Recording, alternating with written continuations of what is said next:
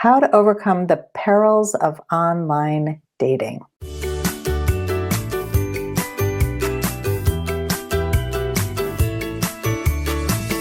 Online dating is not easy, and so many people complain that it doesn't work. And I'm here to say that it does work, but there are a lot of things that we don't do well when we're dating online. And we make certain mistakes that we don't even know we're making. So today I want to point out some of the things we can do to be smarter at dating and overcome the perils of online dating.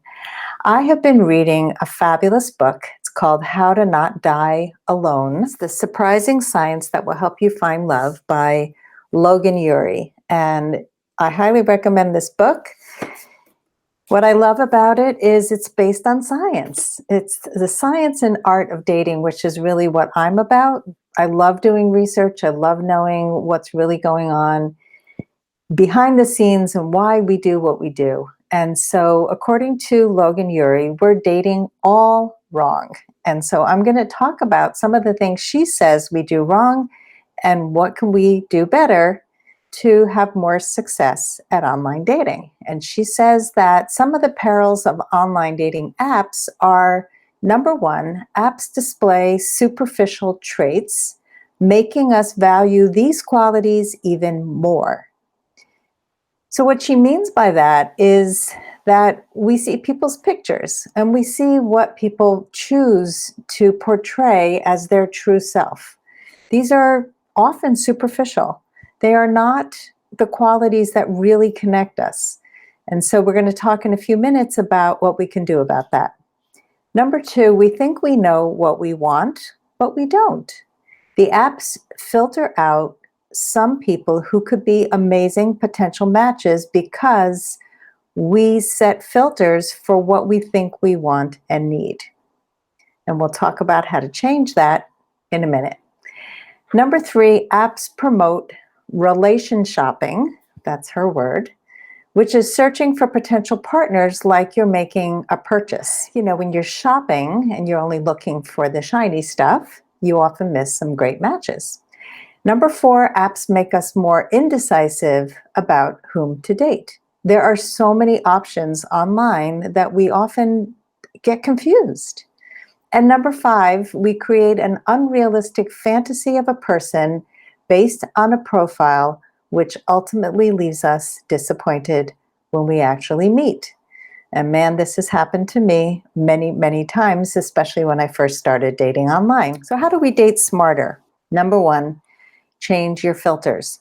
When we open up an online dating app for the first time, we often will set our filters to either what it came with. We don't even sometimes pay attention to what the filters should be.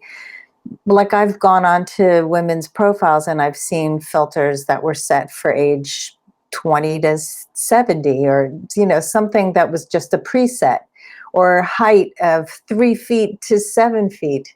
So go in when you finish watching this and check your apps and see what your filters are. What you want to do is broaden them as much as you can. So if you have your filter set geographically for within a 5-mile radius or a 10-mile radius, make it 20, make it 50. I want you to broaden the things that you can and be really narrow about the character traits and the qualities that you're looking for. Anything that you can broaden, do it, and do it after you watch this. Number two, challenge your assumptions when you swipe. We often make so many assumptions when we're swiping, when we're dating. And so if you assume that somebody who's bald is a certain way, or somebody who has young kids is a certain way, or somebody who's separated is a certain way, I want you to challenge all those assumptions and get curious. If you like some things about somebody's profile, give him a chance. See who he is, because everybody is different.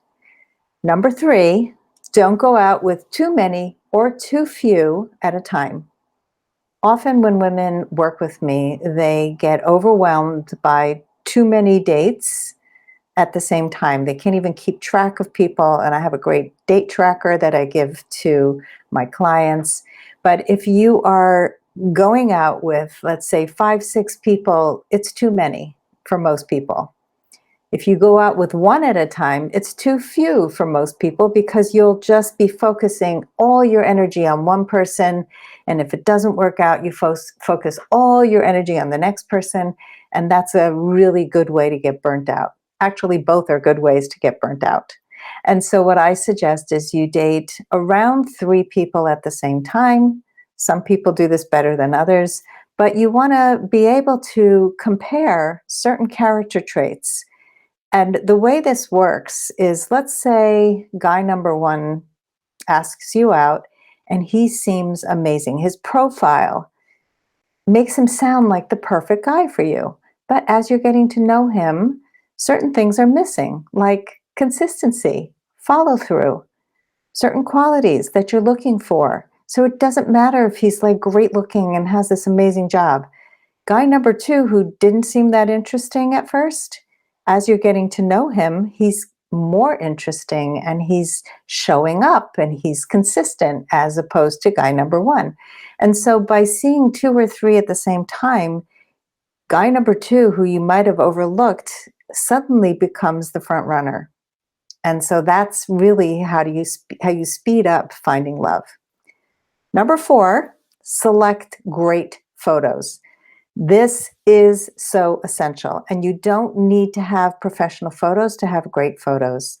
One thing that Logan does, the author of this book, that I love is that she sends client photos to guys and has them rate the photos. So she works with guys and she works with women, and she'll send the photos to see what they think and to rate them, which ones are the top photos. You can do this with your friends. If you have any guy friends, you can say, which of these photos would you swipe right on, if you were on a dating app? What you're looking for are smiling, full, full figure photos and close-ups, photos without other people in the pictures, you at your best, doing things that you love. I spoke to a woman the other day and I said, what do you love to do? And she said, I love to lift weights, but I never thought that was a good idea to add to my profile because I didn't want to turn men off, think I was too much of a, masculine or whatever.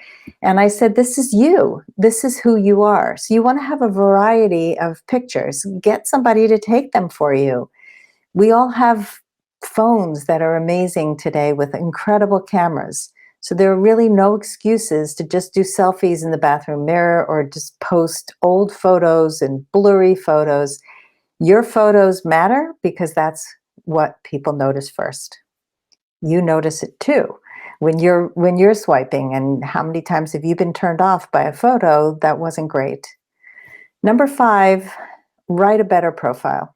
And again, it doesn't have to be so witty and amazing. In the course that I teach on pandemic dating during the pandemic, I teach people how to write a simple profile, just, highlighting the positives about you. And if you think about 5 things that make you stand out, maybe you grew up in a weird environment, like a farm or something interesting. Maybe you love fishing. Maybe you can stand on your head. Maybe you took gymnastics when you were little. Think about some things that really kind of define you and also make you stand out from other people, and include a variety of specifics in your profile. Number 6, and this is really important, craft a good opening line. So many people have no idea what to say. Hey, how's it going? How's your day? Some people don't even ask a question at all. So these are dead end conversations. Man, what happens when you can craft a good opening line is you're going to get so much more success. And so a good opening line is usually you pay attention to something in somebody's profile and you ask a question about that. I recently connected with somebody and he had in his profile something about hoping to cook minute rice in 30 seconds. And so I referenced that in my opening line and he loved it, made him write me back. So think about some good opening lines you could ask if you can't find something in someone's profile, but just referencing one thing in a guy's profile is a fantastic way to start a connection. Number 7, keep the momentum going. We often get busy and we end a conversation, we start a conversation, it's like start, stop, and then the conversation can go nowhere. So if you like somebody, don't play games. Keep the momentum going. Get on your app or your dating site for 15, 20 minutes a day. Fit it in so that you're not letting good men go by not paying enough attention. And number 8 is cut to the chase. If somebody is texting, and not getting on the phone, let them know that you would love to get on the phone and talk and meet. And you can say it in so many different ways, but it's just important not to just be tolerating a pen pal when you really want to go on a date. You can be cute about it. You can let him know that the little green phone icon on his phone works. Ask him to try it because it's near the text icon, right? So these are all ways to date smarter and to really up your game in online dating. And I have many ways to work with women. If you struggle with writing your profile, if you would like my support, I will include some links for you to be able to get in touch and let me take a look at your profile and help you to find love online because most people meet this way.